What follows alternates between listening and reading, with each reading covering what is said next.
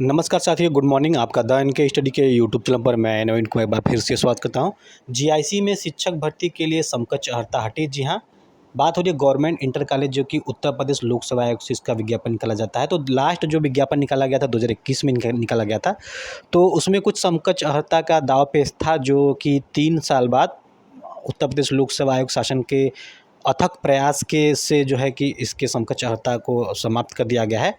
अब जो है कि हो सकता है कि 2-3 साल बाद अब आपको विज्ञापन देखने को मिल जाए, क्योंकि जिस प्रकार से उत्तर प्रदेश लोक सेवा आयोग कार्य कर रहा है, तो इसकी मेहनत को ज़रूर दाद देनी चाहिए। क्योंकि इतने जो है कि मशक्क़त के बाद ये लोग एक काम को पूरा कर पाते हैं, तो ज़रूर से इनको इस बात की बधाई देनी चाहिए। क्योंकि इसी में देखा जाए तो एलटी ग्रेड का विज्ञापन 2018 में आया था, और उसके बावजूद भी इसके जो है कि समकक्ष अर्हता के विवाद को अभी तक सुलझाया नहीं गया है और ना ही विज्ञापन जारी किया गया है। इसी में उत्तर प्रदेश लोक सेवा आयोग से खंड शिक्षा अधिकारी का भी विज्ञापन जारी किया जाना है, लेकिन लास्ट विज्ञापन 2019 में आया था। और इसी कड़ी में जो है कि उत्तर प्रदेश लोक सेवा आयोग के द्वारा जीडीसी असिस्टेंट प्रोफेसर का भी विज्ञापन जारी किया जाना है, जो कि लास्ट 2020 में आया था। और उसके बाद जो है इसमें देखा जाए तो उसमें भी जीडीसी के में अंतिम नियमावली पे मुहर लगाना शेष है। तो आप देख सकते हैं कि उत्तर प्रदेश लोक सेवा आयोग किस प्रकार से कार्य कर रहा है और कैसे कार्य कर रहा है। उधर एक और आयोग बना है जो कि 1 महीने में ही समझ में आ गया कि ये आयोग किस प्रकार से कार्य करेगा आने वाले समय में। तो क्या है न्यूज़, उसको देख लेते हैं। तो समकक्ष अर्हता स्पष्ट न होने से कई वर्ष से रुकी थी भर्ती। यूपीपीएससी से स्वीकृति के बाद शुरू होगी चयन प्रक्रिया। तो राजकीय इंटर कॉलेजों में सहायक अध्यापक और प्रवक्ता भर्ती के लिए समकक्ष अर्हता का विवाद सुलझ गया है। अब अर्हता से समकक्षता हटा दी गई है।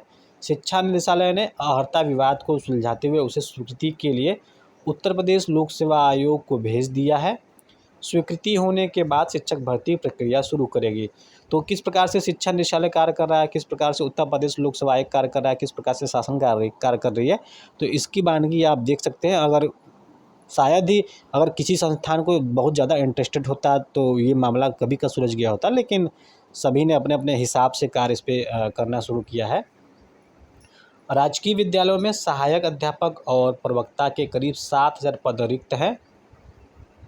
इन पदों पर भर्ती के लिए शिक्षा निदेशालय से यूपीपीएससी को अधियाचन भेजा गया था। यूपीपीएससी ने शिक्षा निदेशालय को शिक्षक की समकक्ष अर्हता स्पष्ट करने को कहा था। समकक्ष अर्हता को लेकर कई बार विवाद हो चुका था। ऐसे मामले हाईकोर्ट तक पहुंच चुके थे। पदों के सापेक्ष अर्हता का निर्धारण विभाग करता है। भर्ती के बाद अर्हता का विवाद कोर्ट गया तो आयोग को जवाब देना मुश्किल हो जाता था। इसलिए आयोग ने 2021 में हुई भर्ती के बाद से अधियाचन को लौटा दिया। उसके बाद से यह मामला शासन और शिक्षा निदेशालय के बीच लंबित था। इस मामले को लेकर कई दौर की बैठक हुई। उसके बाद शिक्षकों की भर्ती के लिए निर्धारित अर्हता से समकक्ष शब्द ही हटा दिया गया है। अपर निदेशक राजकीय अजय द्विवेदी ने बताया कि विधि द्वारा स्थापित विश्वविद्यालयों की डिग्री शिक्षक भर्ती के लिए मान्य होगी। इसके अलावा विषयवार पद के लिए अर्हता स्पष्ट रहेगी। उन्होंने बताया कि अब पद के सापेक्ष अर्हता स्पष्ट कर दी गई है, इसलिए विवाद नहीं होगा। अर्हता में समकक्षता हटा दिया गया है और यूपीपीएससी से उसकी स्वीकृति का इंतजार है। स्वीकृति मिलने के बाद अधियाचन भेज दिया जाएगा।